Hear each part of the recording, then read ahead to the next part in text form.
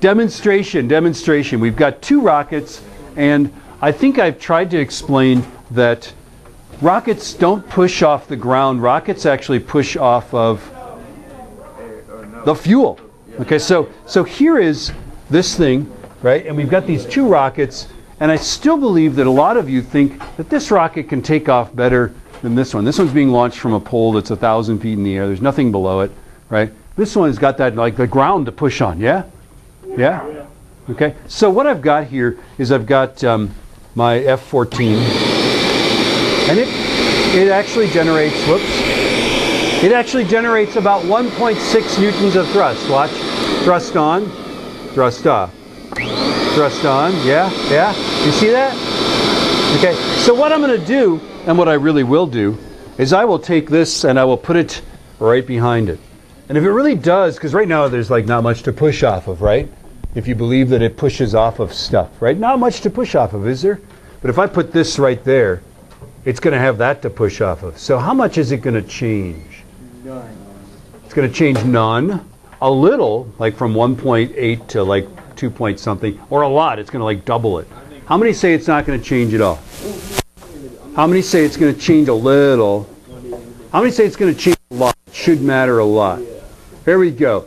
All right. Are we ready for this? Hopefully it will do one and not all of them all at once. Okay. Are we ready for this? So there it is. About 1.6, 1.8 newtons. Okay, are you ready? No!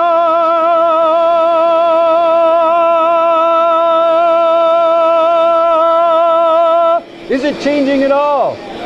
No! That's because rockets don't push off of things. They just push off the stuff that goes out of them. Okay? Now, the only way that this situation could generate, that rocket could have an advantage is the following. The gases actually hit this, bounce, and hit the rocket again. It's possible, but these gases are just going off to the side. Very little of it's hitting the rocket engine. That's why you didn't see a difference. For sure, with a NASA rocket, they're getting those flames as far as they can away from the rocket, because the rocket is full of things like hydrogen and oxygen that go boom, right? And so they don't want the flames impinging on it. But if you made like a little thing that like made the rocket gases hit there and then hit the rocket again, then yeah, it could make it accelerate faster. But in general, no. When you see, do we still have time? Do we still have 4 minutes? Yeah, can we not put our stuff away? Can we listen to the teacher? I've got like a couple pithy examples. So when you see the rockets, like air-to-air missiles launched from airplanes, is there something for them to push off of? Or do they just like let them go? Go get them? Yeah, there's nothing there. They don't push off of anything. They don't need anything behind them. If I put a blindfold on and had a fire hose, the fire hose would be pushing me back. I'd be like this, right? It wouldn't matter whether I was shooting it off a cliff into the Great Rift Valley of Africa, like in The Gods Must Be Crazy, right? Or whether you're standing right there in front of me, getting bowled over by the fire hose. I couldn't tell. It's not like I could feel around and go, oh, there's a wall, there's not a wall.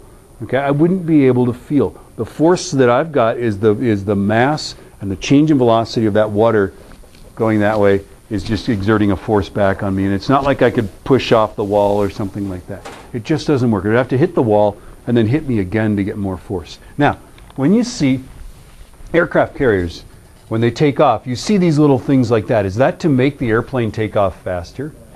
No, what's it for, do you suppose? To like make the stuff go in the air and set back. Yeah, this airplane is no more takes off than it's just launched. Okay, there's a catapult. There's a steam catapult right here.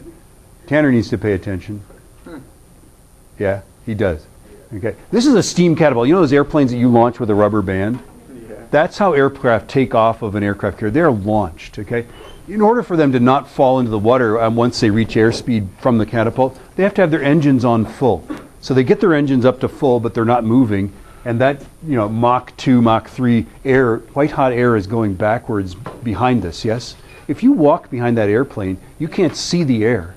You can't see hot air, but what does it do to you? Well, it's going to turn you into ash.